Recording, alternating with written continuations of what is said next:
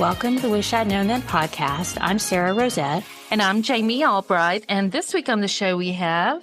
Kat Johnson. Yes, we do. Kat's a friend and she's a romance author. She lives in a Hallmark movie. And it's just... like in real life. Not like in real imagination. Life. No, in real life. She was a lot of fun to talk to. She was. Yeah. She has some of the most interesting marketing ideas. Talking about out-of-the-box marketing. Yeah. She's got it going on with that. She's been doing this a long time. Mm-hmm. And so she's seen just about everything and she's done just about everything. So it was a really good interview. Y'all are going to really enjoy it. Mm-hmm. No new supporters this week, but thanks to all our continuing supporters. Yes. Thank you guys so much. And we got a really good response to the last episode. We asked for suggestions. We're recording this on Thursday, February 27th. So the podcast has only been out like 24 hours and we already have 20 plus names. Yay! So that's great. Thank you so much. And we will start getting in touch. We will probably start interviewing those people in the summer, fall. Late summer, fall, yeah. Because we're pretty scheduled out right now. Mm-hmm. But thank you. We appreciate it so much. Yeah, very good. So what do you have going on? Well, I wanted to tell everyone about just something I noticed I started the K-drama podcast, and it's a baby podcast, very new. It's got, I think, 7 or 8 episodes out. And I was looking at the downloads. At the beginning, I had 20 or 10. And I think when the 6th or 7th one came out, the downloads started going up. Not huge, but I could see an uptick. And I think it's the same thing with writing. Like you get out there and you start doing it and eventually it builds. And I was thinking about that when we talked last time about how to build newsletter subscribers. Yes. And it just takes time. And, visually, when I look at the podcast downloads for that podcast or hours, you can see over time that it does increase the longer you do it. And I think everything is like that. The more books you have out, the longer you're doing it, the longer you're interacting with people. Yeah. It just takes time. It does. Don't give up. So I haven't been doing much. I'm doing a whole bunch of, I feel like they're chores that must be done. Admin, been doing a lot of that. Right. I know. Still working on the letters, getting close to being finished with that. And, and I also did a presentation for Jennifer Hilt with her for her TropeCon, which is coming up in April. And that looks like it's going to be a lot of fun, lots of interviews with people about different tropes, different genres.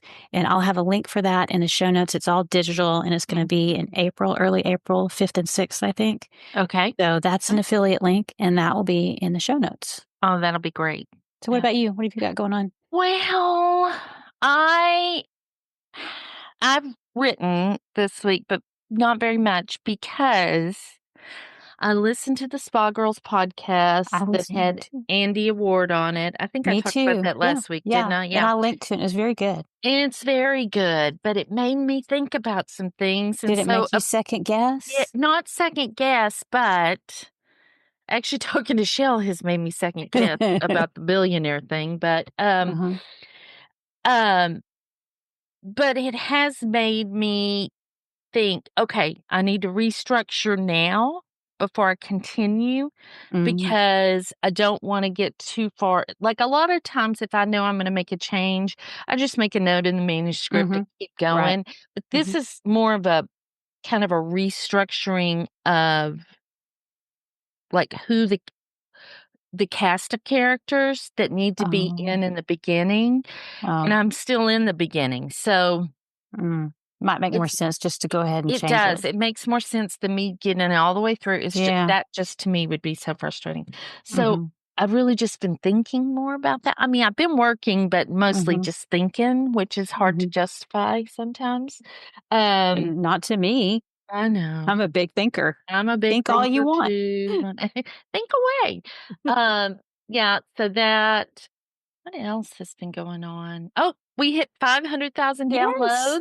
Yes, that was very exciting. Guys, really and truly, that just, given what a small niche the writer community is comparatively, that just seems like an amazing feat, and I never dreamed we would ever get 500,000 downloads. That's just amazing to me. So thank you all so much.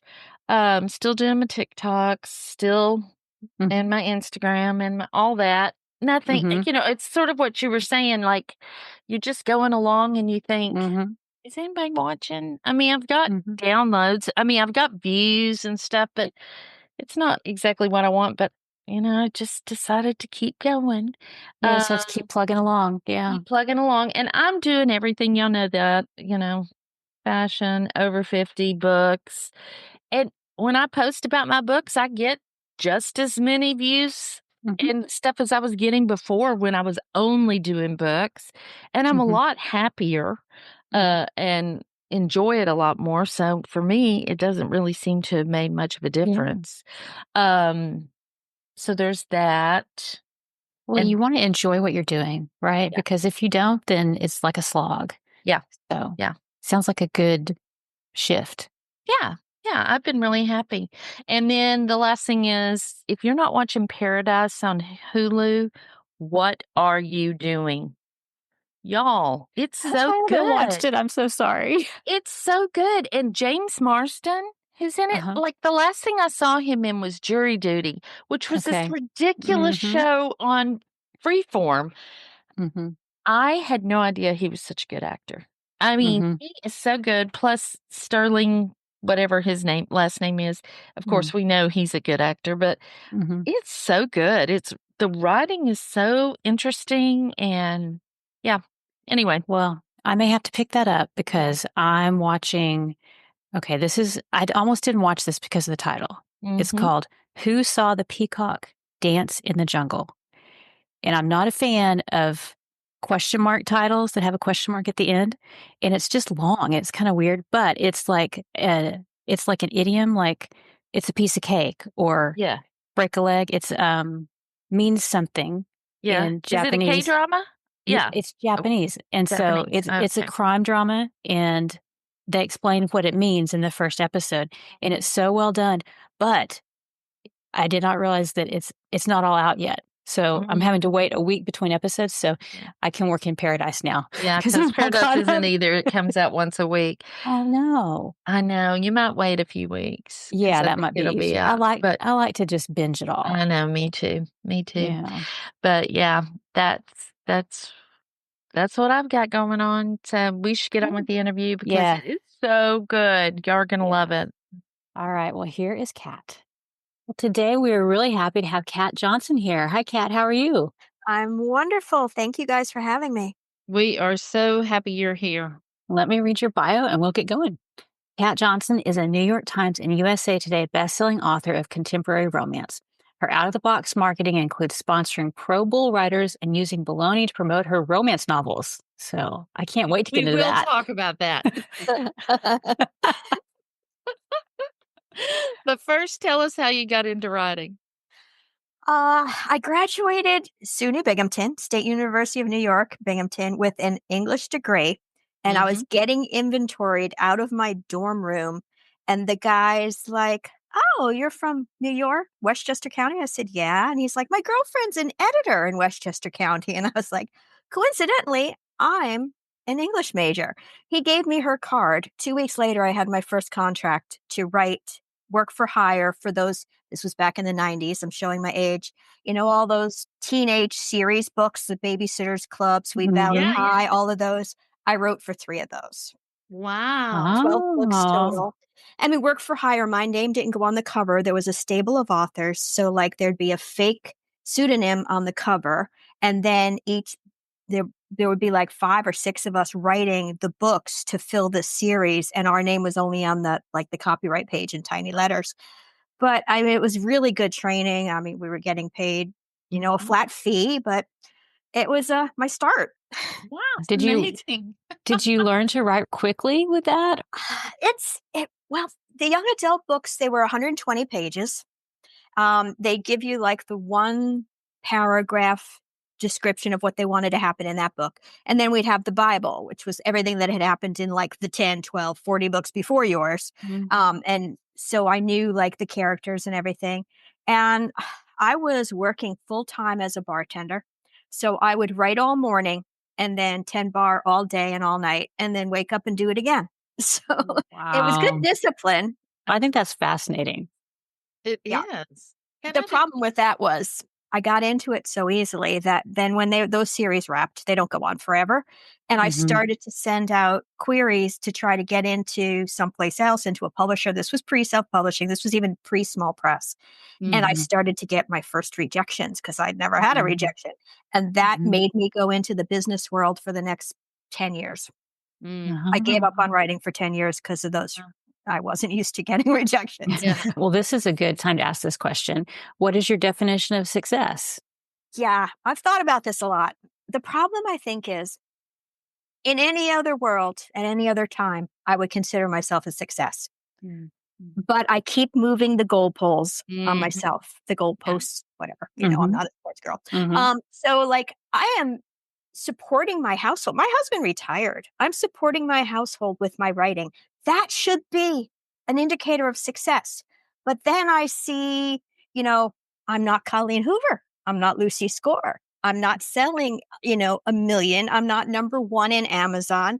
And those are the things that make me feel like I'm not a success. And that's a problem, but it's something I haven't dealt with yet. So I just keep plugging along, with my head down. No, I would say you are definitely a success.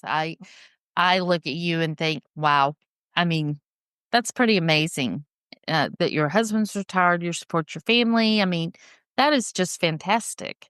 And you've Yeah. been doing this for such a long time that it is, I mean, not to say an old guard, but you know what I'm saying? I mean, like you're a voice I listen to in the community. Well, I mean, that should be an indicator of success for me too, is that I've stuck it out for 18 years now. It's not many. I mean, I guess like real jobs, you do that, but not many people I started with are even still in the business anymore. Right. And it says that you're driven, that you want to achieve more, I think is what that says. Yeah. That my husband is like that. He's not ever totally satisfied. He's always like, what's the next goal? What's the next thing? And that can be a really good thing to keep you going. Yeah. But I mean, Jamie and I are in the clubhouse rooms in the morning, and imposter syndrome is strong, I mean, It is. when I'm talking to some people, and then I have to remember, we're all at our own pace. Bloom is not coming to us back and knocking down our doors. That's my next goalpost. If I get a Bloom contract, then I'll be a success. But you know what? And I will just move it again, and it'll be like, I need to win an Oscar. Well, our next question, I'm gonna hold off on our next question because I want to get back to after those 10 years, how did you get back into writing? Ebooks and small press started to come into being. I entered a writing contest for this, like it was just some author's newsletter, and she liked to put other authors like creative writing in there. And went and I entered a contest and I won. So I got to be in her newsletter. And that was a big deal for me. Yeah. So then I went and I started to do the whole, submitting again. And I got picked up by a small press, and they contracted me immediately, and I was writing for them. And that gave me the confidence. They shuttered and got bought by Sam Hain. So Sam Hain bought all of my IP, and Sam Hain was larger. And then Sam Hain, I was so successful in Sam Hain, I hate to even say this, but like my book was number one in the Sam Hain store for like 11 weeks or something. Kensington saw me, and Kensington Books offered me a contract. So then once I got the New York contract, I was like all in, and I was writing. So for small press, I was writing for TradPub, and then the indie author boom really took off. So I was writing for myself too. So I was truly hybrid. I was covering all the bases. I was pumping out like 8 books a year, 2 for Sam Hain, 4 for me, indie, and 2 for Kensington. And that's what really sold me. That was it. I was a full-time writer after that. Wow. I don't think I knew that. I don't think I knew that you were writing for all of them, like Self and then Sam Hain. And Quick question on that, though, because a lot of people really do like the idea of being hybrid, and it's different now than it would have been then. But if somebody wants to be hybrid, would you have any advice that you would give them? I really had to analyze because I was getting burnt out, and I really had to analyze where I wanted to spend my time. Sam Hain eventually shuttered too, so they closed. So that took that off of my plate. Mm-hmm. But then when Kensington called me up, my editor, and said, "Well, we're scheduling 2 years out. So if you want to give us another series after your series wraps, you got to tell us now, and we'll try to get you on the schedule for 2 years from now." And I was like, I'm writing military. Who knows where we'll be 2 years from now? Like things were changing rapidly. And I was at the same time writing books that were making me 4 times as much. I was writing novellas, 35,000 word novellas, and I was making 4 times as much self publishing as I was making writing 80K books for Kensington that weren't going to come out for 2 more years. And that's when I decided that, you know what, I got to go where the numbers are telling me to go. So I didn't shut any doors there. I didn't leave on bad terms, but I just stopped submitting to them. So I think you really have to do what's best for you. And yeah, going into a Barnes and Noble and seeing my book on the front table and seeing it in mass market paperback and having it in Sam's Club and Costco was a huge ego boost. But it's something you have to think for yourself. What do you want out of this life and then this career? Yeah. Well, what do you wish you'd known about writing and craft? We'll go back to the regular questions now. I guess what I didn't realize is how much work is not writing related. Yeah. Like I spend 90% of my time doing all the other stuff it takes to be in this business that's not writing related. And even when I was with Kensington or, some publisher, there's still so much that is left on our shoulders, the social media and the building the fan base and just doing so much that writing is so much more than writing. And it's so much writing time is so much less than people think it is when you're trying to be, in this career. Well, that leads into marketing, which I think takes up a lot of time for authors. So what do you wish you'd known about marketing? There's a saying in this business, bank over rank. And people are always saying, don't bankrupt yourself to buy, a top 10 spot in Kindle or whatever. You should worry about what's going into your bank and not where your rank is. And I subscribed to that for all of these years. And I think just this year I realized that I was wrong. Because if I had dumped $100,000 into ads for a big release, I might have that Bloom Books contract. And my book would have been in hundreds of thousands of more hands than it is. And I was always like, oh, well, if I can if I can make profit and not spend, that's perfect. I'm doing great. And now, just this year, after all this time, I realized that I think I was very, very wrong. That's so interesting because I think we've all been kind of trying to change our thinking, bank of a rank. Plus, you were wide. So, Yeah. It's hard to get that rank when you're a wide author. So that is such an interesting shift for you. But I think you could be right. I mean, because exposure just breeds more sales. That's the hard part about this business is you don't really know. Like we can postulate this might have happened and I wish I'd done this, but sometimes you don't really know. So I think we've all been there where we're trying to figure out, is it worth it to take that financial risk and just see? So are you doing that now, Kat? Are you? See, I still operate from a place of fear, which I have to get over. If I could guarantee it, it's kind of like a slot machine. I can't guarantee that if I set up $100,000 worth of ads on a new release that I'm going to not lose that money and I'm going to hit big and I'm going to have everyone love me and be number one in the store. I can't guarantee that. And of course I can't. So until I can figure out how to make my ads run like a well-oiled machine, Right. I am being a little looser with it. I am, advertising more and trying to get out there more, but it's a learning curve and it really is like a gambling because you never know. Like this could be the day that, Amazon ranks freeze. It could be the day that Facebook shuts down your ad account. it's scary. And I really admire all those people who go out there and just forge ahead because it's scary. It is. It is scary, and there is no guarantee. I think back when I was still publishing regularly, I'm using quotation marks regularly for me. I pretty much knew if I spent this much, I would make this much. I mean, it was for a while, it seemed very stable, but now it feels less stable than it was, which is weird because we've been doing it longer. You would think it would be more stable, but it doesn't feel that way. And so much of it's out of your hands. Yeah. The algorithms, Amazon's policies, whatever they're tinkering with in the back, it's just all out of our hands. Yeah. What assumptions did you make at the beginning of your writing career, and looking back, did they turn out to be right or wrong? Yeah, at the beginning, I did think that I wanted to be a full-time writer. And, after that little 10-year hiatus, I decided to give it a try again. But I thought that I could be a full-time writer and not have to work elsewhere.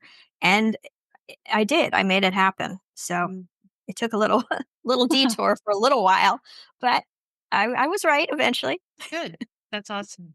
Yeah, that's great to hear. What's the most important lesson you've learned? Pivot. Not to quote Friends, but pivot. It's still the Wild West. And, when you got to be quick on your feet, you have to be ready to change on a dime. I mean, when the pandemic hit, and thank God I was in a money-making career where I could sit home. That's all I did was sit home. So it was the perfect opportunity. And when some people said, "Oh my God, everyone's going to be so upset. No one's going to want to spend money. They won't have any money." They all held their releases. And I said, "No way. I'm going to go the opposite way." I moved up all my releases and I pumped out as much and as fast as I could. Now I was pumping out rom-coms because people needed the escape. Right. When, it's March and the Hallmark Channel starts to load all of their Christmas movies again because people needed a light escape, I was like, yeah, good idea. So I just went full steam ahead, and I had one of my best years that year. I think what's important is you have control. You had control enough of your own stuff that you could make that pivot. A lot of people don't. I'm probably one of those people, but you stayed on top of things. You were watching things, and you were able to pivot even when things were very uncertain. And I think that's really admirable, because a lot of us don't do that. We get scared and we freeze. So that's great. What is the biggest change you've had to make in your thinking? And not to repeat myself, but exactly what we discussed. I have to stop operating from a place of fear, because playing it safe is probably not the safest place to be. If I want to change my career, I have to change my thinking. So it's a work in progress. It is. It's hard. It's hard. I really identify with that, because that's my gut reaction to everything is, oh no, what's happening? Why is this happening? So I totally understand that. For a newer author, they might be curious, if you were starting over today, would you do anything differently? Yeah, I think it took me years before I even started a newsletter. And now, if anyone asks what's your best marketing tool, I will say my newsletter. And it took me years to start one. So if I was starting over, I would hit the ground running from day one, before the book was even published, while the book was being written. I would start building a fandom online, on social, on newsletter. And I would want a big, loud fandom that just grew with me. The earlier, the better. And I missed the boat in mine. So don't miss the boat in yours if you're starting out. Yeah, I agree. You have been wide all this time, but you've recently put some books into KU, right? Yes, and I did that under duress. So let's remember that I was wide because I started writing before KU was even a thought in Amazon's head.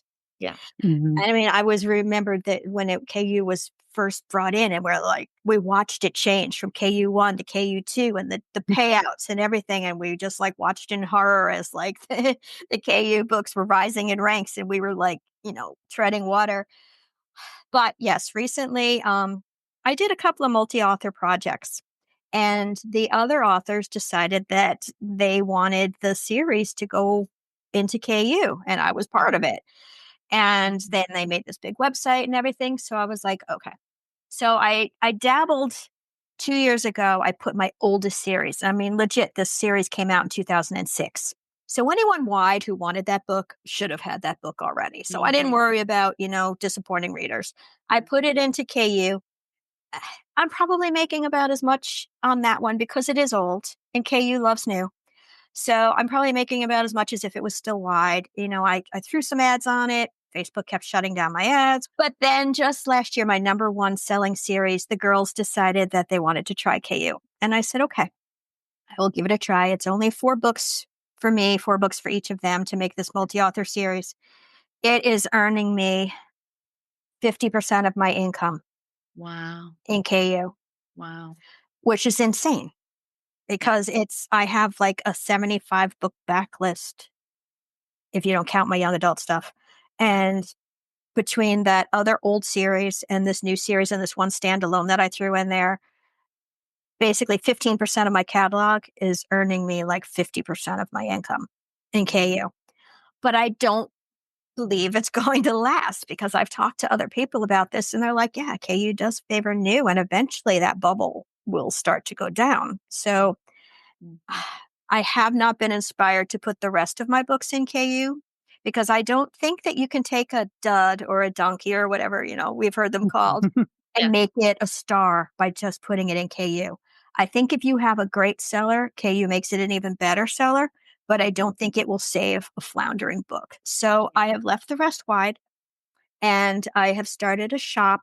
I do Shopify. I only do bundles over there, the big bundles that, we can't put on Amazon because of the limits. And I'm much happier now knowing that I'm spread out. So I have some moneymakers in KU. I've got a bunch wide and I've got my shop. So if God forbid anything happens to any one of those outlets, I feel like I have other outlets to go to. Right. Are you advertising to all of those places or? Yes. I advertise to my Shopify, of course, because there is no organic visibility over there.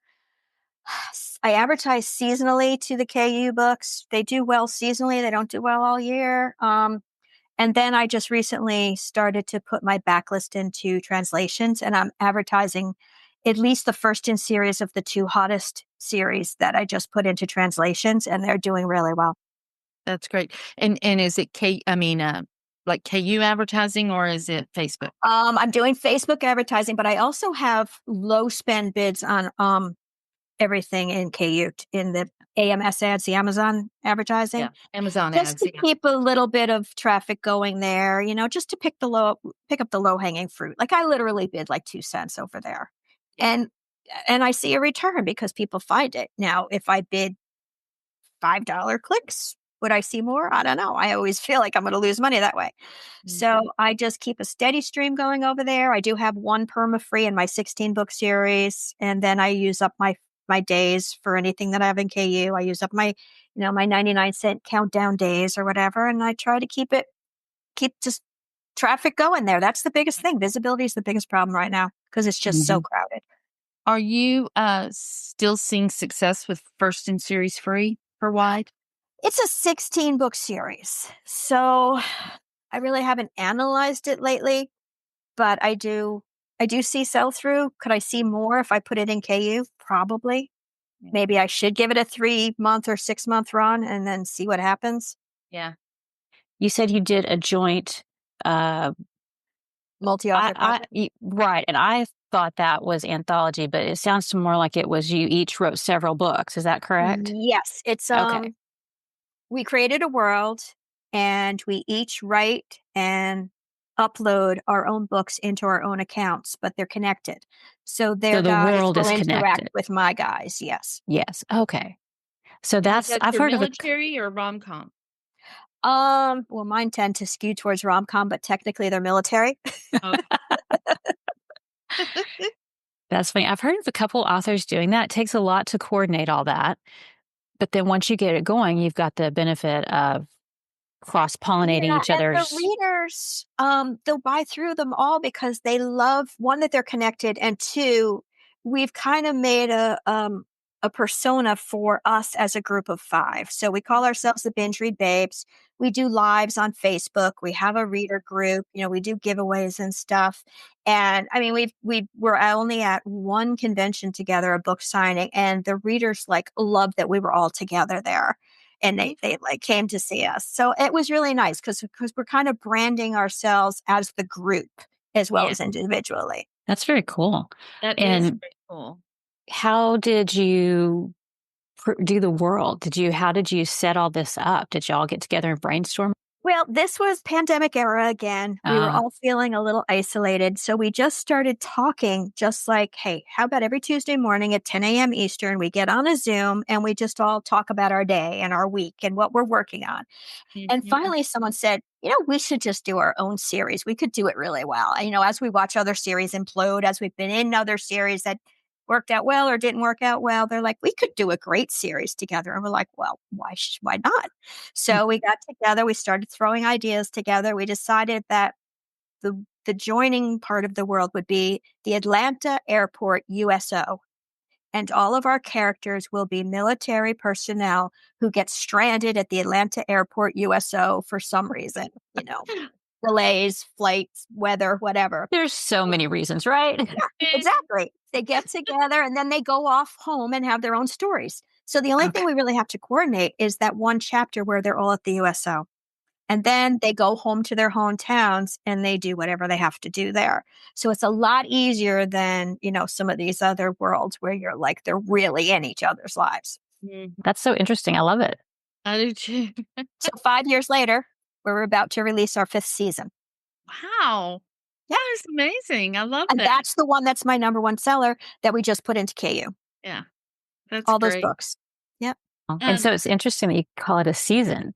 Yes. I kind of coined that just because that's what it feels like, because each year we release one book each, and that season's connected with those characters. But then next year, it's a new season with new characters. And so that would keep it interesting and fresh for you for writing, right? Mm-hmm. And there's one connecting character, like the godlike character, who's a woman who works for the USO, and she's a volunteer, and she's got a little woo-woo. She's like, when she sees a soldier, she knows exactly what he needs. And she knows exactly where to sit him and exactly what advice to give him and exactly what's going on at home that's giving him problems. And she gives him sage advice. And everyone's like, this woman's like a little witchy. And they all talk about her. So the readers love Blessing. Her name is Blessing. They love Blessing like the most of everyone. And she comes back in every single book. So they really love that. What a fantastic idea. Kat lives in a Hallmark movie. Her little town, what do you call it? Mudville. I know, no, where you actually, you don't have to give me the name of where you actually live, but it's called, it's not a town, it's a village. A village, yes. Yes. A village. She lives in a village, y'all. Like a real live village. Like a real live Hallmark movie. Yes, I can see the diner from my window. I can walk to the post office 1 block over. I mean, my car battery keeps going dead because I walk everywhere because everything's right here. We have 900 residents and 600 registered voters. And let me tell you how I know that. I got talked into running for village office. Exactly. And I had to go out there and get signatures to run. So I know a lot more about this little village now. Exactly. And that probably all goes in the book. Especially the guy that slammed the door in my face. He's definitely going in a book, and I can't guarantee he's going to live through it. That's why I write murder mysteries. You can like that off just like that. Exactly. But how has that affected your marketing, and what have you used from your little village how have you marketed through your little village? We've talked about this a lot since the, innovation of ChatGPT and the AI writing and, people's fear about will AI writing start to replace us, So we all decided that we need to lean into our humanity. We need to lean into the personal interactions between us and our readers especially, but between me and the characters, you can identify all the people in this town in my books, for better or worse. So I really lean into creating this utopia that people can feel like they live in. And this is a funny story. Every year people come and visit me because they want to see my town. Yeah. And then last year, one of my readers moved here because she read about it. She asked if my town was like how I write it. I said, it's exactly how I write it. And she said, can I come visit? I said, of course. 6 months later, she now lives here full time. That is hilarious. Wow. So it has affected how I write. Well, and then you were like in the Flag Day parade. Oh, yeah, we had a float. I'm now on the Chamber of Commerce. I'm now the secretary of the Chamber of Commerce. As of 2 weeks ago, I'm now the secretary. We had a float. I designed Frisbees. I created a Go Unadilla New York campaign, a tourism campaign. We now have a website and a logo and a Facebook page, and we had Frisbees with the logo I designed. We threw 500 Frisbees from this float that got dragged down Main Street. We have the longest running Flag Day parade in the country in my little town. It's like 67 years or something like that. And yeah, 500 Frisbees. And my husband's like, you're going to kill people. You're going to hit people in the head with these Frisbees. Well, we did hit a couple of people in the head, but it's okay. Or need elbow surgery by the time you're done. Now, didn't you put your stuff on the back of it, though? Oh, yeah. We invited anyone who's a member of the Chamber of Commerce to put like cards or coupons or whatever in a little like cello bag that I taped to the back of the Frisbee. So of course I had to fill up this bag and see if the Frisbee would still fly with all this stuff taped to it. Right. So because the Mudville series is basically based here, I put a free short story on my website and I put a QR code in the URL on the back of a bookmark that I had on the back of the Frisbee. So they can go and they can read the free short story about Mudville and hopefully buy the whole series. That's amazing. I love that so much. That's awesome. Are there any other fun little marketing things that you've done recently that you? I was going to say, you have to tell us about the Pro Bull Riders. Baloney, yes. And the Baloney. So yes, I was writing about Oklahoma. First, I had never been there at this point. So I noticed one of my followers on Twitter, and this is like 12 years ago, had a URL for a restaurant in Oklahoma.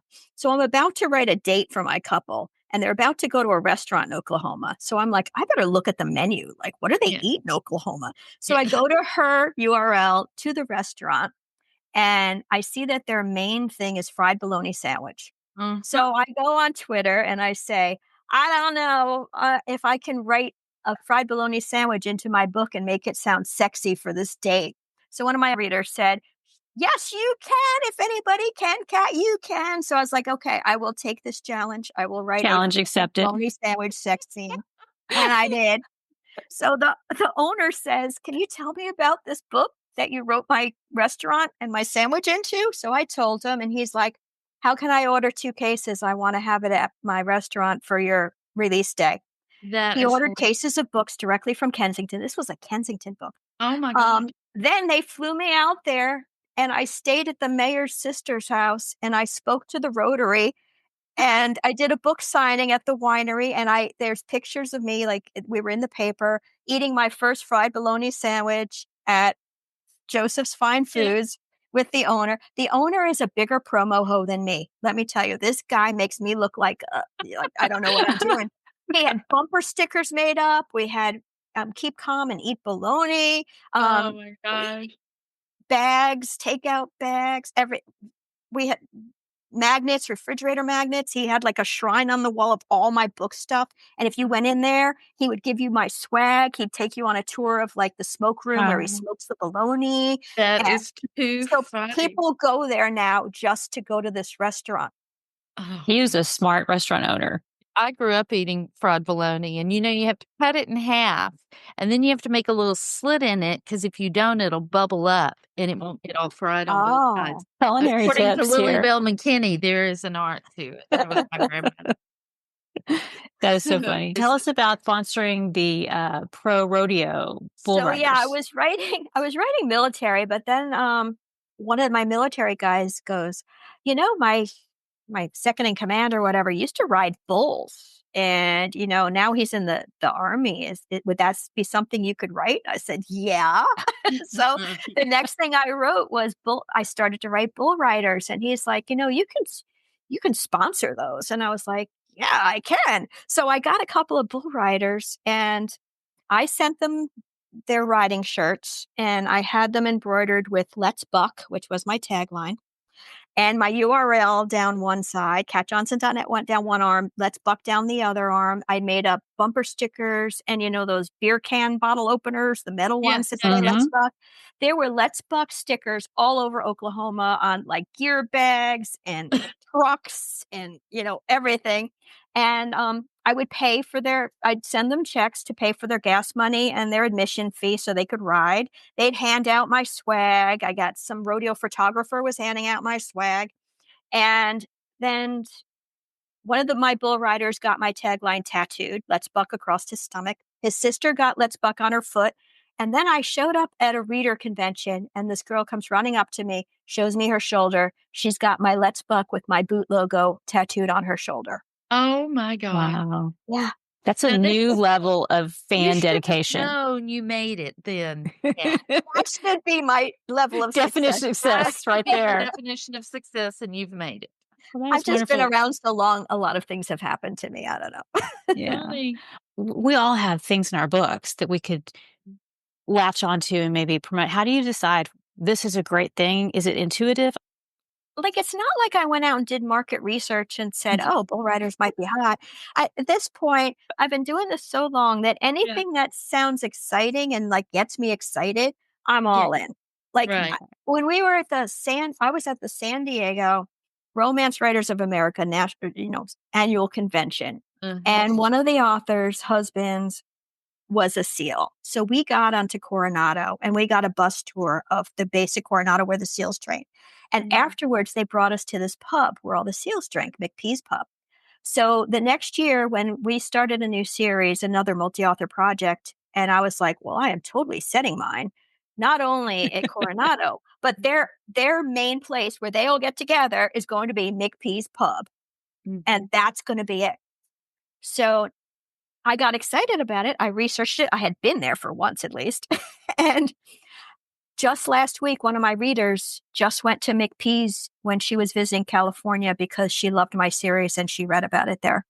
So it just happens. Like, I happened to be there and I thought it would be great to actually write about someplace I had been to, like like Oklahoma, where I was writing about it before I had gone. But I think when I get excited about it and I make it consistent, the readers get excited about it too. And it just becomes like its own self-fulfilling prophecy. Yeah.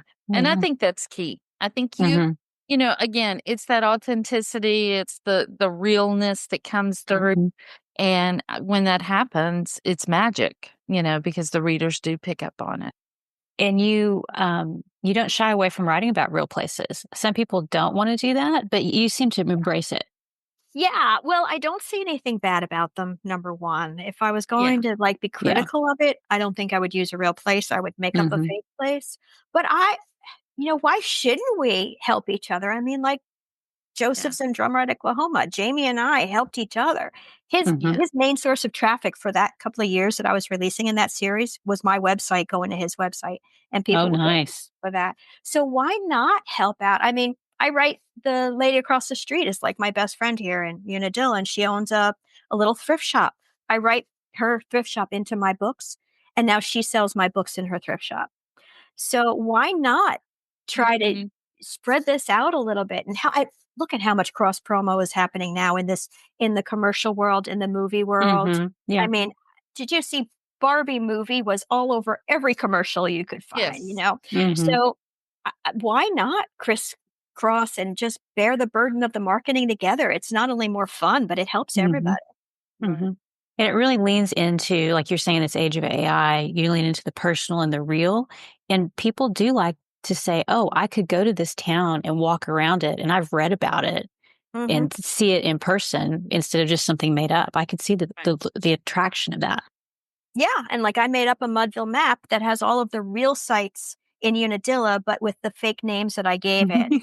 And when people come visit me for Fall Fest every year, they go and they visit all the sites. I see them taking pictures of all the places that I write, the dive bar, the brewery, all the places. Right. So, Kat, what do you think the best thing you've done to set yourself up for success has been? I think building a strong backlist is probably the thing that has made me weather the years. And now look what I'm doing now. That backlist is still not only earning me money just as, the Kindle books or whatever. Now it's earning me money in translations. And then it can earn me money in audiobook and like on my Shopify as bundles instead of single. I think we have to remember that there's gold in that IP, and we can't just be dependent on our front list and our new releases. 20-year-old, TV shows are still on TV, and people still love the old movies. If you haven't seen it yet, it's new to you. And if it's a favorite, you keep going back to it. So I think just building that strong backlist and a lot of series too, because they all connect together. Right. Yeah, I was worried because, I'm at my mom and dad's and they had Gunsmoke on in the other room. And that's like a 60-year-old show. So yeah, still going strong. Yeah. And sometimes there's something about those older shows that they're comforting, even if you've seen them like Friends, even if you've seen it before, it's comforting. You want to watch it again. Well, tell everybody where they can find out more about you. KatJohnson.net will get you everywhere. There's a link for my shop. There's a link for my socials and everything like that. Perfect.